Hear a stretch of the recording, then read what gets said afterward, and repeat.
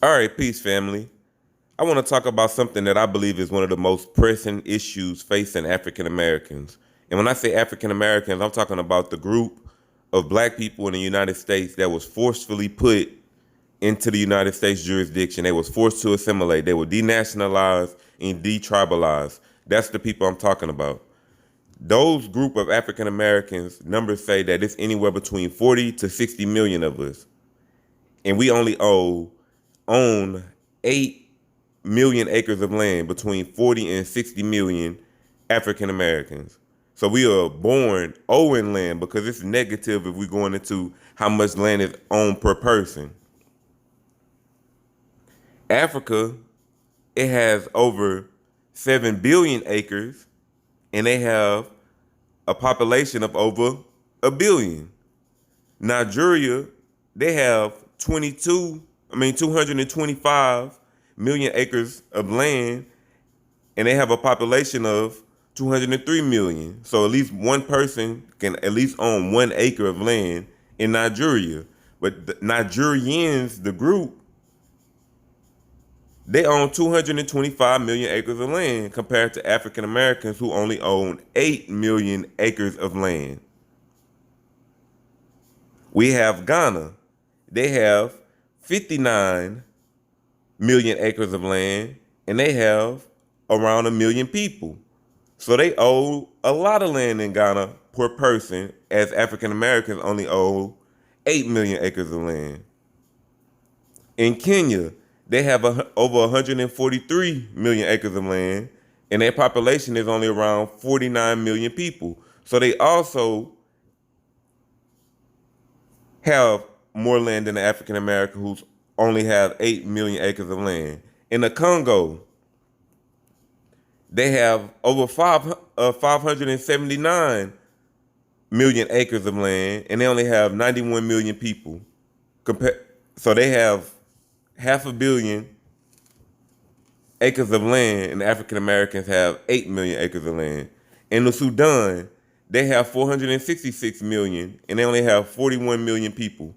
So they almost have half a billion acres in Sudan as well. In Ethiopia, 272 acres of land to their 102 million people. Jamaica, they have 2 million acres of land, but they have over about 2 million acres. Their numbers are similar to the amount of acres they got to the amount of people they got. My thing is, African Americans don't own any part of the earth. We don't have any autonomy. And that's the thing that separates us from these other groups that come over, because they actually have a homeland where they people dominate an area where they basically have a base that they could come from or they could go to or they can interact with. Now, when we talk about African Americans, first of all, we are a spread out group and we don't even have an autonomy or a real community though.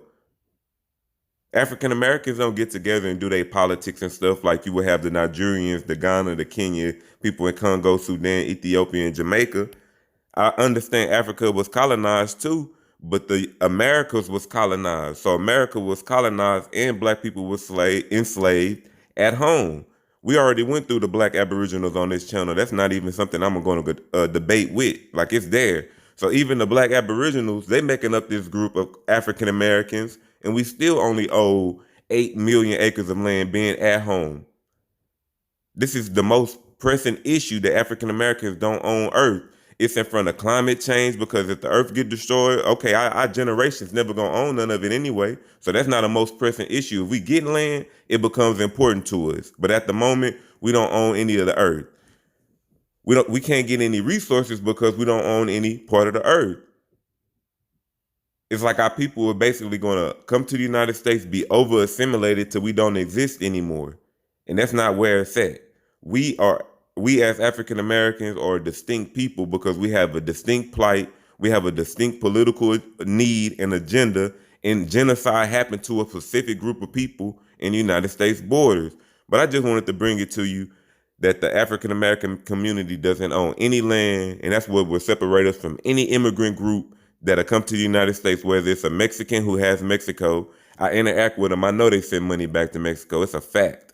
So all of this stuff, man, with these other groups trying to be connected with African Americans. Yes, black people have a global uh, threat against them. That's understandable, but African Americans got to you got to crawl before you can walk. We got to come together and get our stuff going and popping before we can ally with any other group. I feel like people are trying to ally with other groups because they don't want to be held accountable to black people in America. They want to do their own thing because they know this Pan-African thing is a new religion. But this is a free black society presentation. Peace.